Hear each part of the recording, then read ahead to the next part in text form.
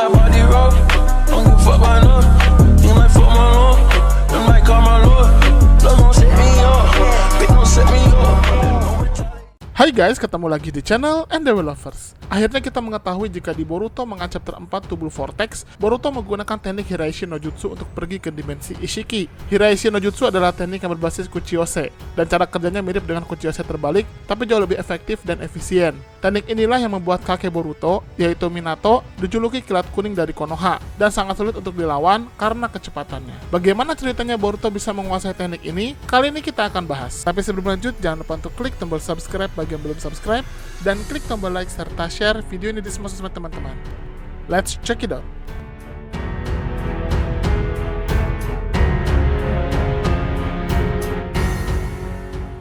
Semua berawal dari momen ketika Eida mengaktifkan Zeno dan menukar takdir Boruto dan Kawaki. Di saat genting itu, Boruto terpaksa harus pergi dari desa. Untunglah Sasuke mau menemaninya. Sasuke memang terpengaruh Zeno dan menganggap Boruto adalah Kawaki. Tapi berkat Sarada yang menunjukkan kesungguhannya sekaligus mata mengekyunya, Sasuke pun mengikuti kepercayaan anaknya dan bersedia membantu Boruto. Eida yang juga merasa bersalah kepada Boruto, mengatakan jika dia tidak akan mencari keberadaan Boruto sampai Boruto sendiri yang datang ke Konoha. Sasuke dan Boruto pun mulai petualangan di luar Konoha. Mereka segera mencari tempat persembunyian yang tidak bisa dideteksi oleh Konoha dan keempat desa besar lainnya. Berhari-hari bahkan berbulan-bulan mereka berjalan, akhirnya tibalah mereka di satu tebing yang berada di tempat yang sangat terpencil. Tempat itu jauh dari jangkauan para shinobi, bahkan manusia pun masih sangat jarang. Boruto pun memanfaatkan momen itu dengan memperkuat ninjutsunya dan berlatih serajin mungkin dengan Sasuke. Sebenarnya ada rasa sedih yang menyeruak dalam diri Boruto karena dia harus meninggalkan adik kecilnya yaitu Himawari sendirian setelah ayah dan ibunya juga disegel di dimensi tanpa waktu milik Kawaki. Tapi Boruto terus menguatkan dirinya dan dia berjanji akan menghentikan Zeno lalu kembali hidup bersama adik dan orang tuanya. Bersama Sasuke, Boruto mempelajari bagaimana caranya agar dirinya bisa mengendalikan Momoshiki. Tapi sangat sulit karena Momoshiki sudah menyatu dengan Boruto dan ingatannya pun perlahan saling bertemu satu sama lain. Sasuke pun mengatakan jika di kondisi saat ini, satu-satunya cara agar Boruto tidak dikendalikan oleh Momoshiki hanyalah dengan menghentikan penggunaan karma. Sasuke pun memberitahu Boruto jika Boruto harus menemukan jutsu baru yang bisa menjadi senjata andalannya, tidak hanya untuk melawan ancaman kode, tapi juga untuk melawan Kawaki. Dan karena Sasuke tahu jika Boruto sangat ahli dalam hal Rasengan, maka Sasuke pun membantu Boruto untuk menciptakan teknik Rasengan baru. Yang dibutuhkan Boruto sebenarnya adalah tipe Rasengan yang tidak memakan banyak cakra, tapi sangat mematikan. Akhirnya dimulailah latihan intensif dengan Sasuke. Tidak hanya melatih Rasengan-nya, Boruto juga diajari Sasuke bagaimana menggunakan pedang dan taijutsu. Waktu pun berlalu sampai 1 tahun dari sejak kepergian Boruto dari Konoha. Sampai pada waktu selama itu, Boruto masih belum juga menemukan teknik baru Rasengan.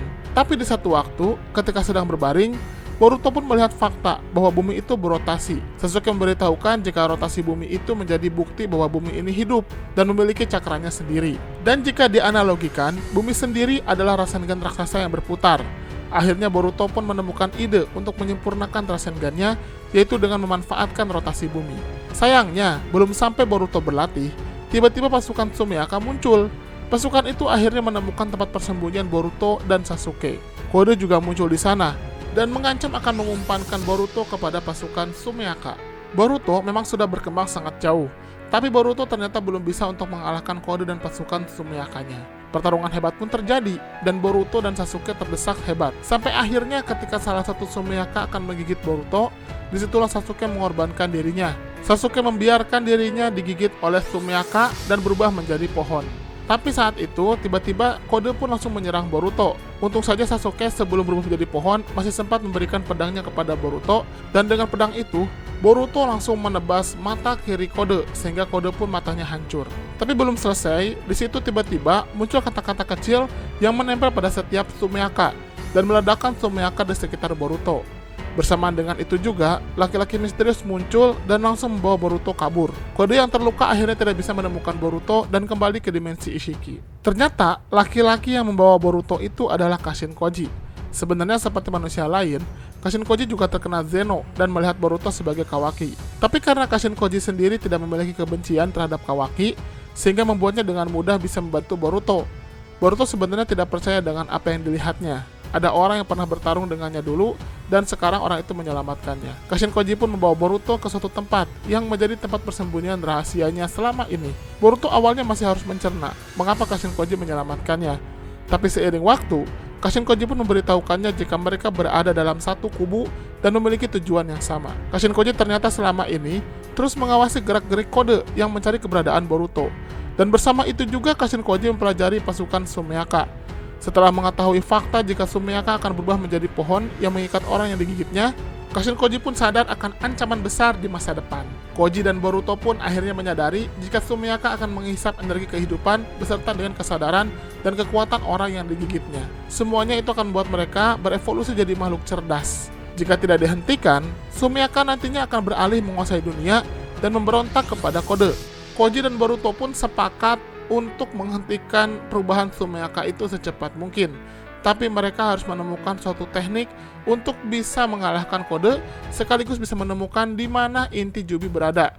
Akhirnya bersama Kashin Koji, Boruto pun berusaha menyempurnakan lagi Rasengan-nya. Kashin Koji yang sangat paham tentang Rasengan pun membantu Boruto, dan akhirnya terciptalah Uzuhiko Rasengan. Dengan teknik ini, Boruto akan mengikat lawan dengan cakra bumi, sehingga lawan akan terikat rotasi bumi selamanya. Boruto dan Koji sadar jika teknik ini akan berhasil untuk mengalahkan kode. Bahkan Boruto tidak perlu menggunakan karmanya sama sekali. Tapi untuk rencana kedua, yaitu menemukan inti Jubi di dimensi Ishiki, mereka perlu jutsu ruang dan waktu. Masalahnya adalah, walaupun Kashin Koji sudah tahu koordinat Jubi Ishiki, tapi mereka tidak bisa ke sana tanpa bantuan jutsu ruang dan waktu. Dan Boruto sangat menghindari memakai karma, karena itu akan membuat Momoshiki justru malah akan kembali mengendalikan tubuhnya. Selain itu, Boruto juga belum bisa menggunakan kemampuan ruang dan waktu dalam karmanya dengan baik. Salah-salah malah Boruto akan terlempar ke dimensi lain yang bukan dimensi Ishiki. Bahkan Boruto juga masih perlu bantuan Momoshiki untuk bisa menghubungkan karma dengan koordinat dimensi Ishiki. Kashin Koji yang sudah tahu kekuatan kode pun memberitahukan jika ada satu cara lagi, yaitu mereka bisa mengadopsi kekuatan tanda cakar kode kepada Boruto.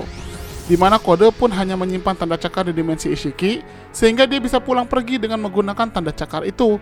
Akhirnya Boruto pun teringat dengan jutsu kakeknya, Namikaze Minato, yaitu teknik Hiraishin no Jutsu.